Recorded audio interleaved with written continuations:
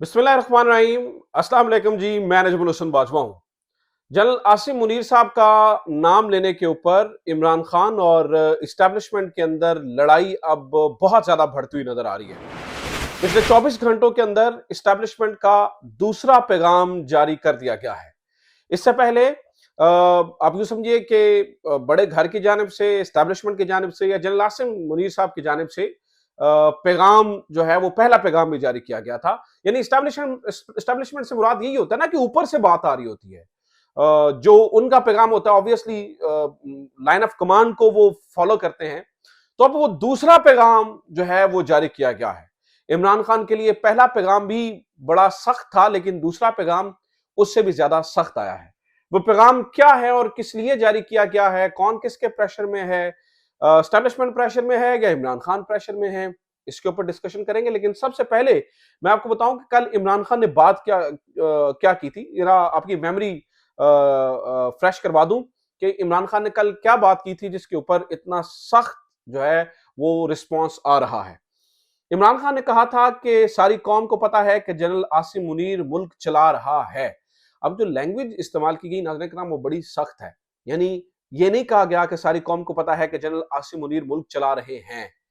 ये लिखा गया इंस्टेड कि सारी कौम को पता है कि जनरल आसिम मुनीर मुल्क चला रहा है।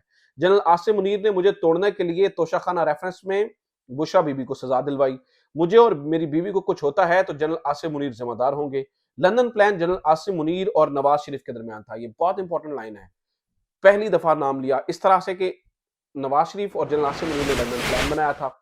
लंदन प्लान के लिए जजेस को भी साथ मिलाया गया। आईएसआई ने जजेस की तकर्रियां करवाई। अगस्त में जब मुझे पकड़ा गया तो पुलिस मेरे बेडरूम में दाखिल हुई, वहां से मेरा पासपोर्ट और चेकबुक भी ले गए और आईएसआई ने फलां किया।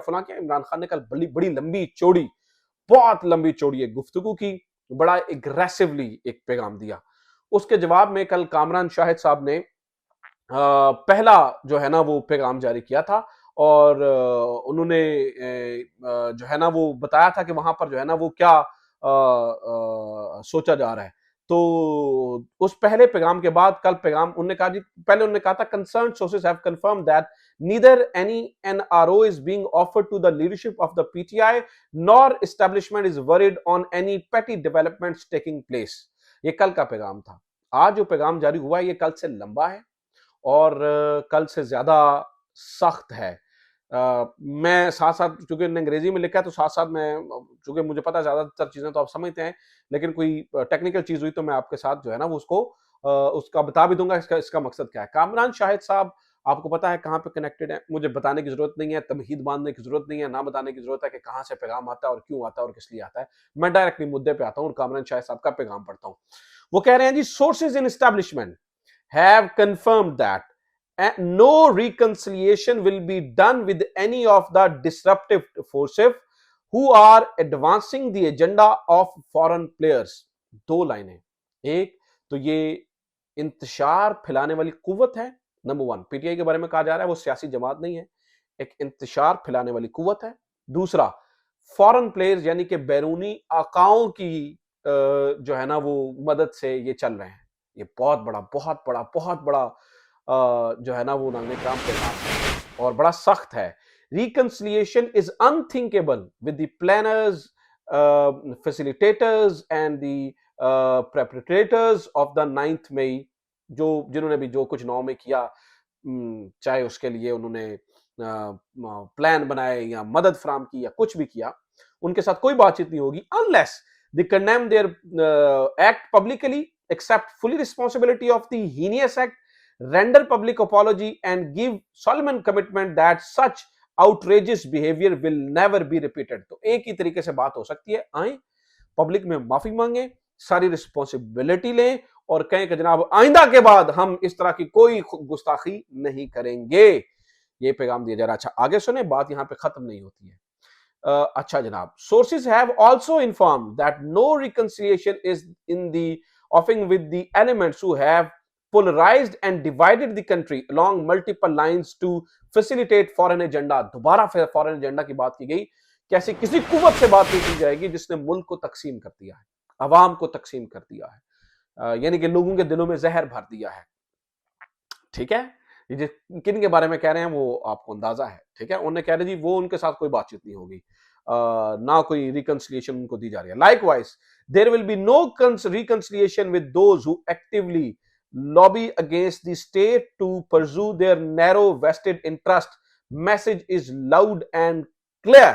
بڑا واضح اور تگڑا پیغام ہے جی. وہ کہہ رہے ہیں کہ بڑا سخت پیغام ہے کہ جو لابنگ کر رہے ہیں ریاست کے خلاف اور اپنی جو ہے نا وہ چھوٹے چھوٹے مفادات کے لیے وہ لابنگ کر رہے ہیں, ان کی کوئی بات کسی طریقے سے نہیں سنی جائے گی, نہ مطلب ان کے ساتھ کوئی بات چیت ہوگی. اچھا, اس کے ساتھ ایک اور پیغام بھی ہے.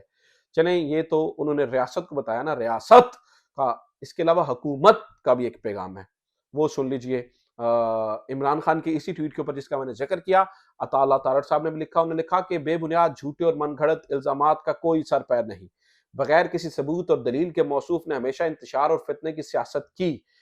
ملکی دفاعی اداروں پر 9 مئی کے حملے اور شہداء کی توہین اور تضحیک موصوف کا وتیرہ رہا ہے. ان الزامات سے گھبراہٹ اور بکھلاہٹ صاف ظاہر ہوتی ہے. توشہ خانہ کے کیس میں موصوف اور ان کی اہلیہ برابر کے مجرم ہیں. آڈیوز میں بھی یہ بات سامنے آئی, ایسے بیانات سے سچ نہیں چھپے گا. اچھا, اب یہ ناظرین کرام بات ہو رہی ہے, یعنی یہ کلیئر کر دیا گیا ہے, یہ واضح کر دیا گیا ہے, یہ بتا دیا گیا ہے کہ جو دل کر لو کوئی گل بات نہیں ہونی پی ٹی آئی دے نال, ٹھیک ہے. اب ذرا انالائز کرتے ہیں کون پریشر میں ہے. مجھے یہ لگتا ہے ناظرین کرام کہ اس وقت یہ جس طرح کا سخت پیغام اسٹیبلشمنٹ سے آ رہا ہے, کیونکہ اسٹیبلشمنٹ کے سورسز کامران شاہد صاحب کو پیغام دے رہے ہیں, تو نظر یہ آتا ہے کہ وہاں پر شدید غصہ ہے اور فرسٹریشن ہے کہ یہ عمران خان کیا کر رہا ہے. جبکہ دوسری طرف اگر ہم عمران خان کو دیکھتے ہیں تو ان کا اگریسو بیانیہ بھی یہ بتاتا ہے کہ وہ بھی 2 قدم پیچھے ہٹنے کو تیار نہیں ہے, ٹھیک ہے. تو اب اگر پی ٹی آئی کے اوپر پریشر ہے تو یہ بات اس وقت میں بڑے وثوق سے کہہ سکتا ہوں کہ پریشر اب دونوں طرف ایکولی ماؤنٹ اپ ہوتا چلا جا رہا ہے. دونوں طرف جو ہے وہ ایکول پریشر بڑھتا چلا جا رہا ہے. پاکستان تحریک انصاف نے جتنی سختی برداشت کرنی تھی وہ آپ کے سامنے ہے. گرفتاریاں ہوئیں, سختیاں ہوئیں, لڑائیاں ہوئیں, ڈنڈے چلے, سوٹے چلے, ریڈز ہوئے, پتہ نہیں کیا کیا ہوا. یہ سب کچھ آپ کو پتا ہے کہ ہمارے سامنے ہے, ہم نے یہ ساری چیزیں ہوتے ہوئے دیکھی ہیں. اس کے بعد ہم تحریک انصاف سے کیا دیکھ سکتے ہیں. اچھا جناب, بات اگر پھر 9 مئی کی ہوگی تو اس کے اوپر صحافی زبیر علی خان نے ایک اور بڑا زبردست نقطہ اٹھایا ہے. انہوں نے کہا جی قوم 9 مئی والوں کو معاف نہیں کرے گی اور نہ ہی 9 فروری والوں کے لیے معافی ہے. جو 9 مئی میں جو کچھ ہوا وہ قابل مذمت ہے, لیکن جو 9 فروری کو ہوا کہ قوم کے مینڈیٹ کے اوپر ڈاکہ ڈالا گیا, چوروں کو عوام کے سر کے اوپر بٹھایا گیا, کیا اس چیز نے قوم کو ڈیوائیڈ کیا؟ کیا اس چیز نے قوم کی معیشت کو تباہ نہیں کیا؟ یہ اب سوال اٹھ رہے ہیں اور یہ جرنلسٹ اٹھا رہے ہیں, ٹھیک ہے, اور یہ ساری چیزیں ہو رہی ہیں. تو بہرحال ناظرین کرام اس وقت یہ ہے کہ تحریک انصاف اور جو اسٹیبلشمنٹ ہے وہ آمنے سامنے, بالکل آمنے سامنے کی لڑائی, لحاظ ختم کر ایک دوسرے کو واضح پیغام جو ہے وہ دیے جا رہے ہیں, ٹھیک ہے. پچھلے 24 گھنٹوں کے اندر یہ دوسرا بڑا اور واضح پیغام آ چکا ہے. مین وائل پاکستان تحریک انصاف اپنی صف بندی کرتی ہوئی نظر آ رہی ہے. کل جو ہے وہ ہم نے یہ دیکھا کہ شیر افضل مروت نے یہ کہا تھا کہ ہم اپنے اختلافات ختم کر رہے ہیں, اب کسی قسم کے کوئی اختلافات نہیں ہوں گے, اور وہ اپنے اختلافات کو ختم کر کے آگے بڑھنے کی بات کر رہے ہیں. انہوں نے یہ بھی کہا کہ میرے دل میں کسی کے لیے کچھ نہیں ہے, مائندہ کے بعد کوئی ایسی بات نہیں کروں گا. اور بھی جتنی گروپ بندیاں ہیں ان کو ختم کرنے کا واضح طور پہ کہہ دیا گیا ہے کہ یہ سارے ایک دوسرے کے خلاف جو بھی صف بندیاں ہوئی ہیں ان کو فوری طور پر ختم کریں, اور فوری طور پر ختم کر کے جو ہے وہ ایک دوسرے کے ساتھ چلیں. لہذا تحریک انصاف اب عید کے بعد میں آپ کو بتا رہا ہوں نا دم مست کلندر ہونا ہے. عمران خان کی رہائی کی بات بھی کی جا رہی ہے, مین وائل یہ اتنی سخت لڑائی بھی جاری ہے, تو پھر کیا ہونا ہے, کس طرح سے ہونا ہے, ابھی سب کچھ سمجھ سے بالا تر ہے اور سمجھ سے بالا تر ہی نظر آتا ہے. دیکھتے ہیں عید کے بعد کیا لاوا پھٹتا ہے. اپنا خیال رکھیں, خدا حافظ. پاکستان زندہ باد.